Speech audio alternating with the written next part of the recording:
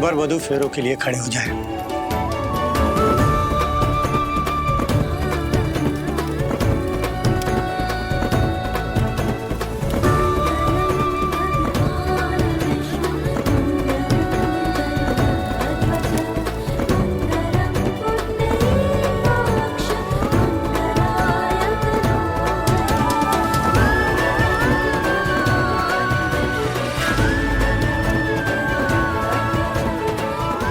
लड़की ने मेरा पूरा खेल खराब कर दिया, इसे तो मैं छोड़ूंगी नहीं।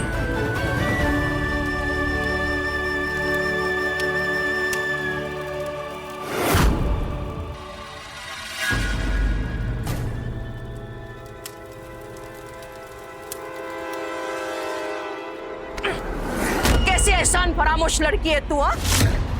जिसने तुम्हारी जान बचाई उसी की शादी तोड़ दी तुमने। हो कौन तुम? तुम्हारे माँ बाप ने तुम्हें यही सिखाया है कि किसी के भी घर में घुस जाओ और तांडव मचा दो? गलती की उसने तुम्हारी जान बचा के, मरने के लिए छोड़ देना चाहिए था तुम्हें। चलो निकलो यहाँ से, मुझे तुम्हारा मुंह नहीं देखना है। गार्ड इधर आओ, इस लड़की को बाहर फेंक दो और याद रखना ये लड़की मुझे आसपास में कहीं दिखाई भी नहीं देनी चाहिए। याद रख लो इसकी शक्ल बराबर से। ले जाओ इसे यहाँ से। हमें सब पता है आप ये शादी किस लिए करा रही हैं, आपके क्या इरादे हैं, हम सब जानते हैं। पर हम आपको एक बात बता दें, हम आपकी कोई भी चाल कामयाब नहीं होने देंगे और इस बार आप नहीं जीतोगी, ये वादा है मेरा।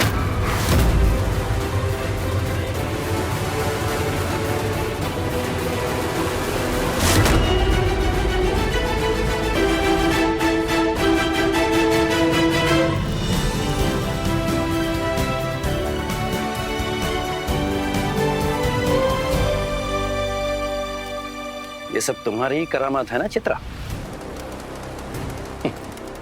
लेकिन तुम एक चीज भूल गई चित्रा, बोया पेड़ बबूल का आम कहां से होए? अपने बेटे के प्यार को तबाह करने चली थी तुम। देखो अपनी ही रचाई हुई चाल में तुम खुद फंस गई।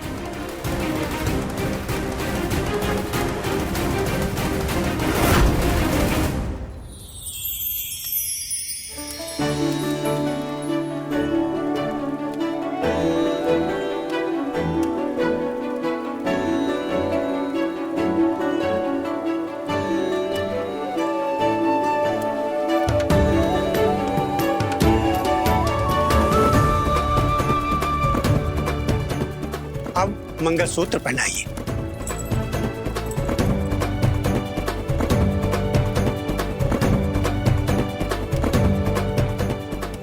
विवाह संपन्न हुआ, बड़ों का आशीर्वाद लीजिए।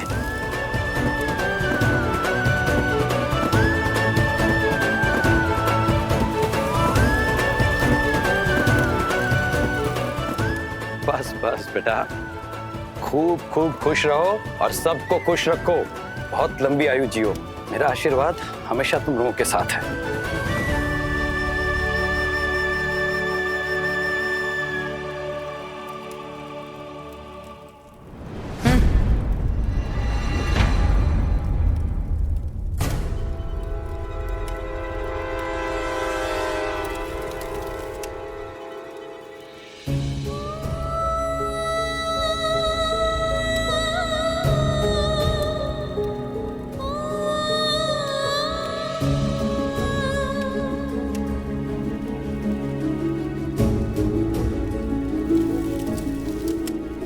आओ जी, हाँ जी, इन दोनों को आप आशीर्वाद दीजिए खुशी खुशी। आप दोनों के हाथ से एक और गलती होने से बच गई और ये दोनों बहुत खुश हैं।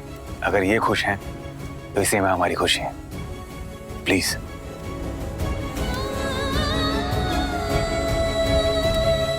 खुश रहो बेटा, खुश रहो, हमेशा खुश रहो।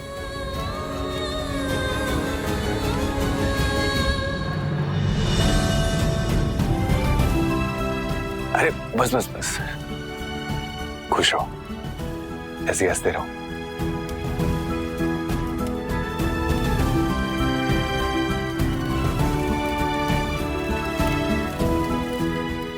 लड़की कहाँ चली गई जिसने शादी रोकी थी? मुझे तो उसका शुक्रिया करना चाहिए। उसकी वजह से आज मैं इतना बड़ा पाप करने से बच गया।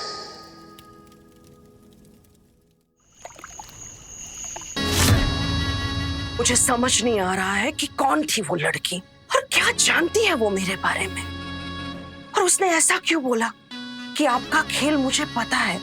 उसे कैसे पता? खाम खां परेशान हो रही हो तुम। वो तुक्का वुक्का मारा होगा उसने, और वैसे भी तुमने इतना खराब व्यवहार जो किया था उसके साथ, उसे कैसे पता होगा हमारा प्लान? वही तो समझ नहीं आ रहा है मुझे। वो कुछ समय के लिए हमारे घर आई थी, वो भी बेहोश। उसे कैसे ही पता चलेगा? और वैसे भी हमने जो भी बातें की थी वो सोच समझकर धीरे से की थी। नहीं, वो कोई तुक्का नहीं मार रही थी। लग रहा था कि उसका विश्वास पक्का और पुख्ता है। वो उठकर आई हुई लड़की नहीं थी। जरूर वो किसी एजेंडा के लिए यहाँ आई थी, पर क्या, ये कैसे पता करें हम? ना मत सोचो। तुमने सुना नहीं, अनिरुद्ध ने उस लड़की को बताया था कि वो निधि से प्यार करता है। तुम खाम खा परेशान हो रही हो। वो लड़की नाटक कर रही है। अब तुम तो ये सोचो कि विधान का क्या किया जाए। हमें जल्द से जल्द विधान का कुछ करना पड़ेगा।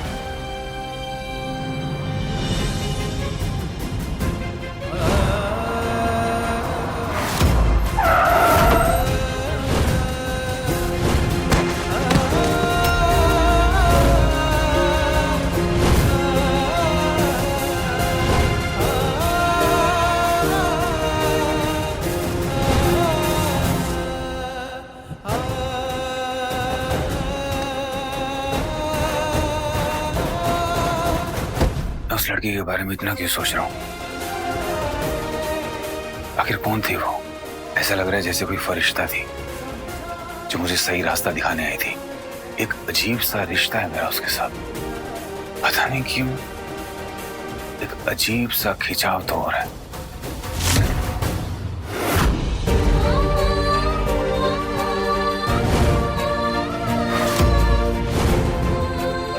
अगर तुम आज सच नहीं बोली ना, तो आज तुम अनिरुद्ध के साथ वही करोगी जो तुम्हारी बहन ने मेरे साथ किया था।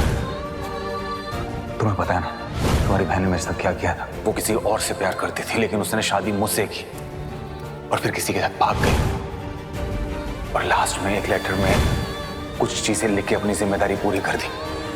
और आज तुम देखो मेरी हालत। चलो निकलो यहाँ से, मुझे तुम्हारा मुंह नहीं देखना है। विधान जी, आप बिल्कुल फिक्र मत कीजिए। अब हम वापस आ गए और माँ जी आपका खेल खत्म। चाहे जो हो जाए, हम आपके इरादों को कभी कामयाब होने ही नहीं देंगे। विधान जी को कुछ नहीं होने देंगे हम। हमारे होते हुए आपके गलत इरादे उन्हें छू भी नहीं पाएंगे।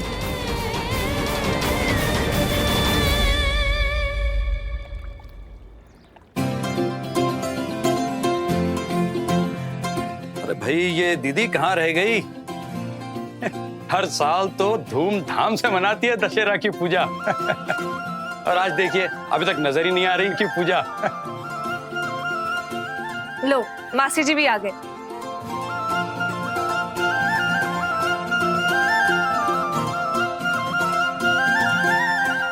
दीदी, यहाँ ये ना दशहरे की पूजा शुरू करते। मैं पूजा नहीं करूंगी।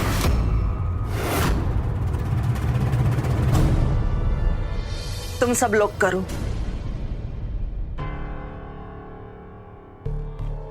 माँ, ऐसा क्या हो गया?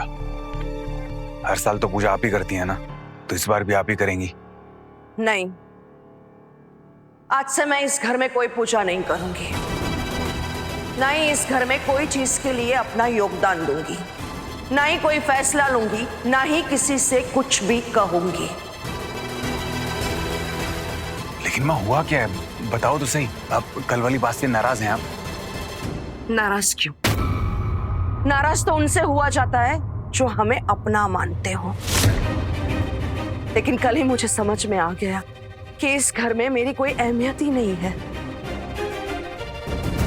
वो बेटा ही मेरा नहीं है जिसके लिए मेरी सांसें चलती है। अब और किसी से क्या ही शिकायत करूं?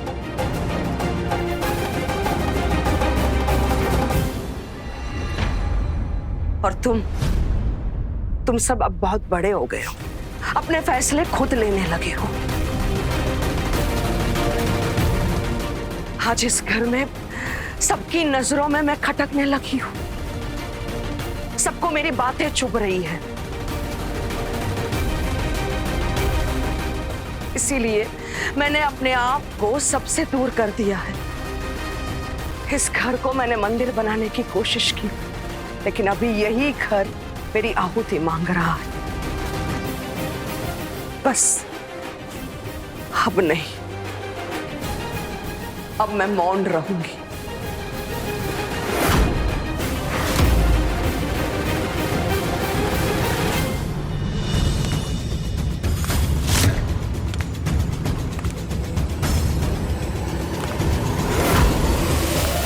अरे दीदी, आप ऐसा क्यों सोच रही है?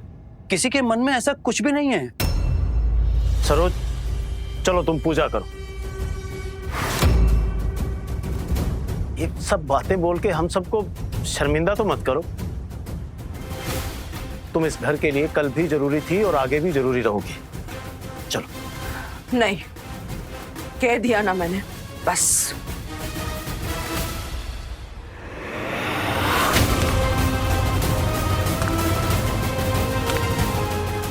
सरोज, इन सबको माफ कर दो।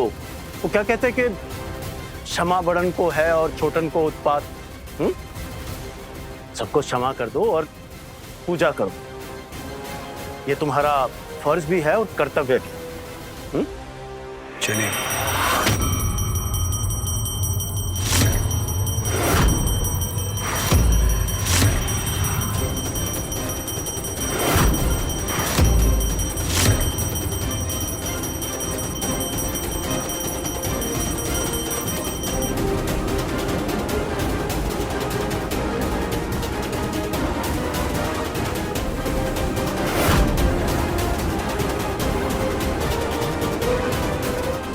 कौन है आप और यहाँ कैसे आए?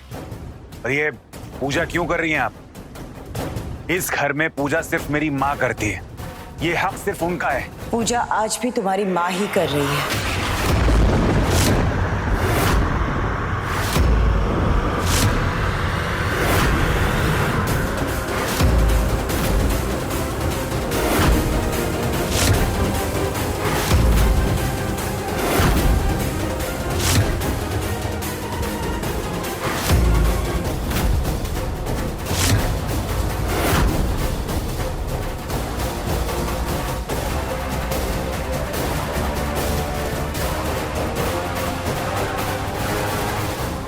दामिनी, तुम?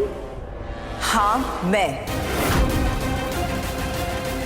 विधान, मैं ही तुम्हारी असली माँ हूं और मैं वापस आ गई हूं।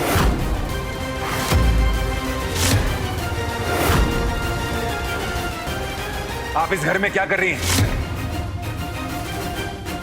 और हिम्मत कैसे हुई आपकी इस घर में आने की? चलिए निकले यहां से। जाइए। विधान, हाथ में रहो।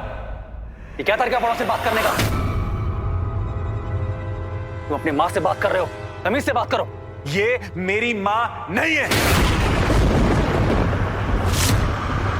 मर गई है मेरे लिए। जो किसी और के लिए मुझे छोड़ के चली गई, वो मेरी माँ हो ही नहीं सकती। ये है मेरी माँ, जिसने मुझे पाला, पोसा, बड़ा किया। इनके साथ मेरा कोई वास्ता नहीं है। अच्छा, तो ये सब कहकर मेरे बेटे को मेरे खिलाफ भड़काया है तुमने। एक माँ से उसका घर संसार, उसका सम्मान, उसका पति तो छीन ही लिया।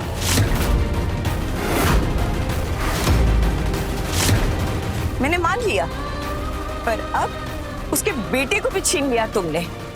मेरे पति से चक्कर चलाकर उन्हें मेरे खिलाफ किया और मुझे घर से निकाल दिया। और मेरे बेटे से कहा कि मैं दूसरे के लिए उसे छोड़कर चली गई हूं। कितनी गिरी हुई हो तुम। पैसों के लिए इतने रिश्तों की बलि चढ़ा दी तुमने। ये क्या बकवास कर रही हैं आप? आप अपनी जुबान से मेरी माँ का नाम मत लीजिए। और आपका सारा सच ना इन्होंने मुझे बता दिया है। समझ में आई बात? तो क्यों कर रही है ये बातें आप?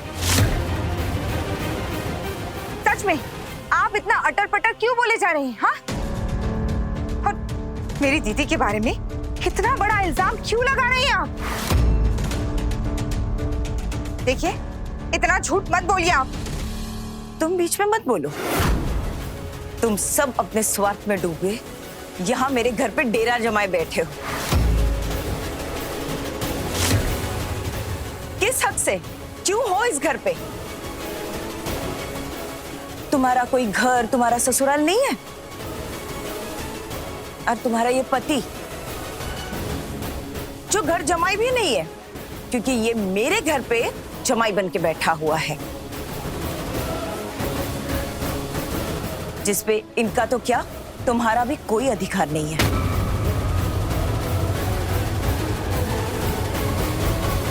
तुम सब लोग देख क्या रहे हो? इसे निकालो मेरे घर से बाहर। चिकनी चुपड़ी बातें करके मेरे बेटे को मुझसे छीनना चाहती है ये। ये क्या करेंगे? तुम दोनों का भेद जानती हूं मैं। तुम दोनों ने मिलके क्या क्या किया है सब पता है मुझे,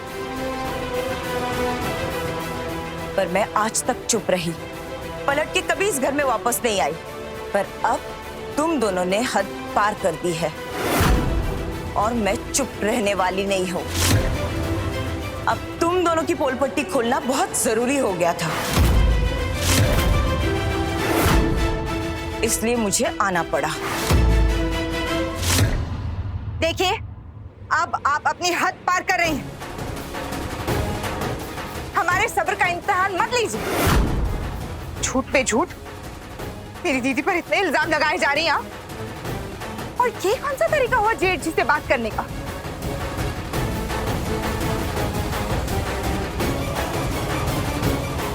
विधान बेटे, तुम वहां खड़े खड़े क्या कर रहे हो? तुम इनकी बातें क्यों सुन रहे हो? इन्हें अभी के अभी घर से बाहर निकाल दो। एक मिनट चित्रा, रुक जाओ।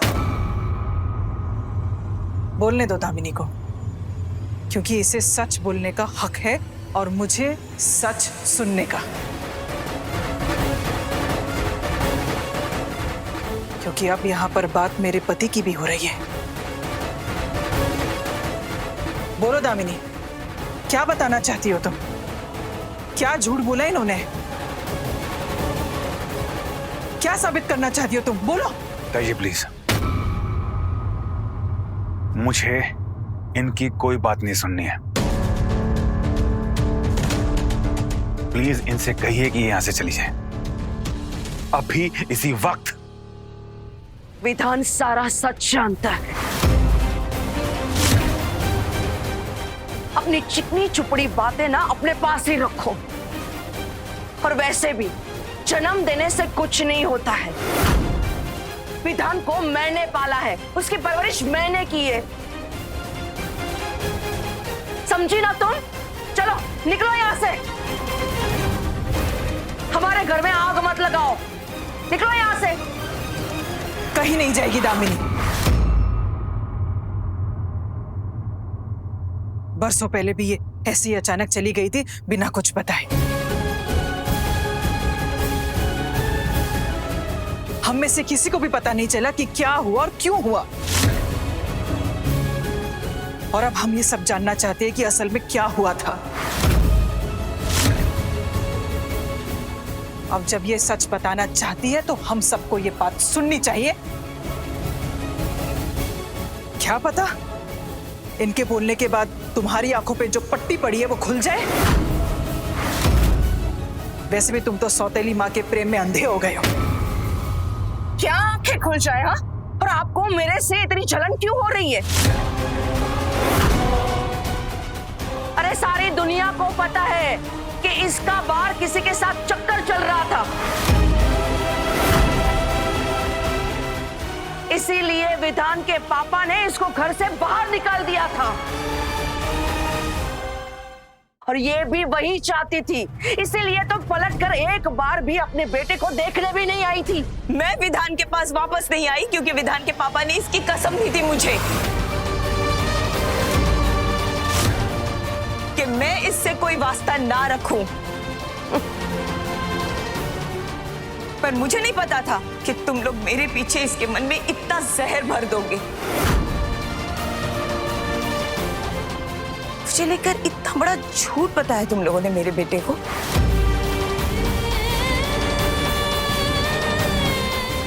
अब तक मेरे बेटे के लिए मैं चुप थी, पर अब नहीं।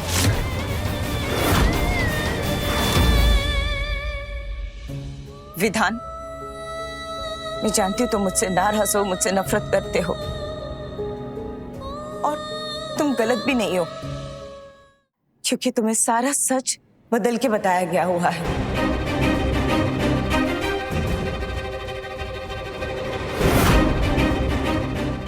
और ये औरत जिससे तुम इतना प्यार करते हो, खुद से ज्यादा भरोसा करते हो, पर ये औरत तुम्हारा सिर्फ बुरा चाहती है।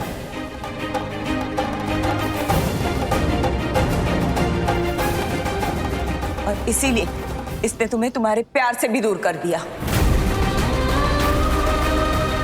जिससे तुम इतना प्यार करते थे, जिससे शादी की, जिससे तुम सबसे ज्यादा चाहते थे, और जो तुम्हारे हर मुश्किल को, हर मुसीबत को अपने पे लेती थी, उसे इसने तुमसे हमेशा के लिए छीन लिया।